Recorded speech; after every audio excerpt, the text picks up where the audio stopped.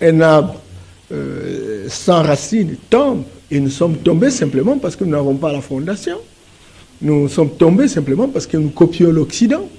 Or, la démocratie occidentale, elle est aujourd'hui en plein effondrement.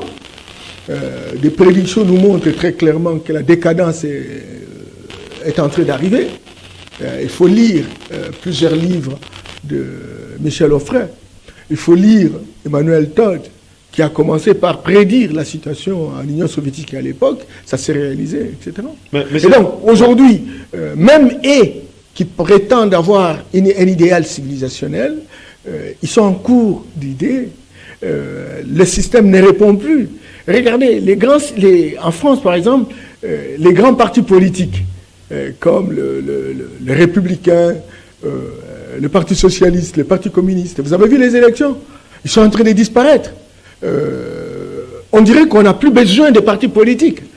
Et nous travaillons avec les partis politiques parce qu'il fallait copier les Occidentaux.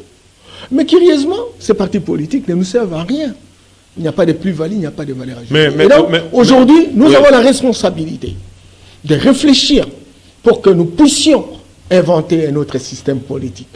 Parce que ce système politique est un système d'assujettissement, un système d'emprisonnement, un système qui nous lance vers le ghetto, et nous devons faire un effort, sinon on va encore faire des millénaires sans que nous puissions nous en sortir. Mais aujourd'hui, avec... Nous avons intérêt aujourd'hui. Sincèrement, Kabila. Parce que nous avons appliqué les institutions à l'occidental. Nous avons appliqué la démocratie à l'occidental. À chaque fois que nous organisons les élections, c'est la guerre. Ce sont des querelles. Ce sont des divisions. Mais interrogeons les héritages traditionnels pour dire comment nos ancêtres se sont organisés. Dans nos empires, Mobutu a tenté quelque chose, même si à un moment donné il a été diabolisé. Nous n'avons pas compris tous à l'époque. Il y a eu des royaumes. Mobutu, quand il portait sa toque, il se faisait comme un roi, il se faisait comme un empereur. Mais malheureusement, tout a été chamboulé parce qu'effectivement, même son entourage n'avait pas travaillé comme les notables de nos villages. Les notables de nos villages n'étaient pas des cupides. Ils étaient là en train d'aider le chef à prendre des décisions stratégiques mais performantes. Mais à la différence d'aujourd'hui, ce n'est pas les cas. Vous avez le village qui se gère autrement et vous avez la République qui se gère autrement. Alors, tantôt, on prend certains mécanismes du village, on veut mettre dans la République, alors qui est une donne importée. Et donc, ça court-circuite, ça donne un dysfonctionnement total. Et nous avons intérêt pour nos universités qui produisent des docteurs chaque année, etc. Et quelles thèses? La plupart des thèses de compilation. Les thèses où on copie, on va dans des bibliothèques, on essaie de grimper sur les idées. Les thèses ne rivalisent pas les thèses de la colonisation. Le système politique a été mis en place, fondamentalement réputé démocratique. C'est une thèse qui relève des théoriciens, des chercheurs occidentaux, mais nos chercheurs à nous. D'abord, ils se divisent entre eux. Oh, je suis marxiste.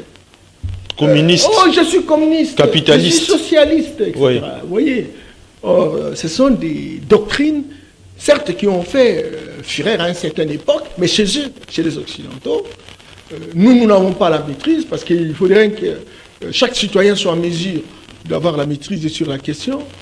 Mais à l'université, les gens sont divisés. Les hommes politiques sont divisés à cause de ces idéologies qui ne croient pas, qui non internalisées, etc. Et donc, nous n'avons pas la possibilité de construire une dynamique autour d'une idéologie fondamentalement africaine.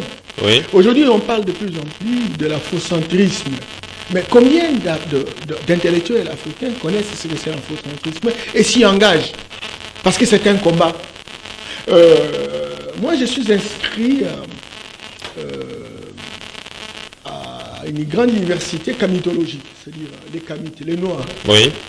Ils ont monté leur propre université aujourd'hui, dont la PERAT, la directrice des études, c'est Mme Amamazama, elle est guadeloupéenne, elle enseigne à l'université, n'est-ce pas, aux États-Unis, et avec d'autres professeurs, y compris. Hein, nous avons un compatriote aussi qui est professeur dans cette université, surtout la partie doctorale, professeur Bilolo Moubangue, qui visiblement sont en train de vouloir former des hommes qui sont naturellement capables de monter un système politique en Afrique, de monter un système religieux en Afrique, de monter un système éducatif pour libérer l'Afrique.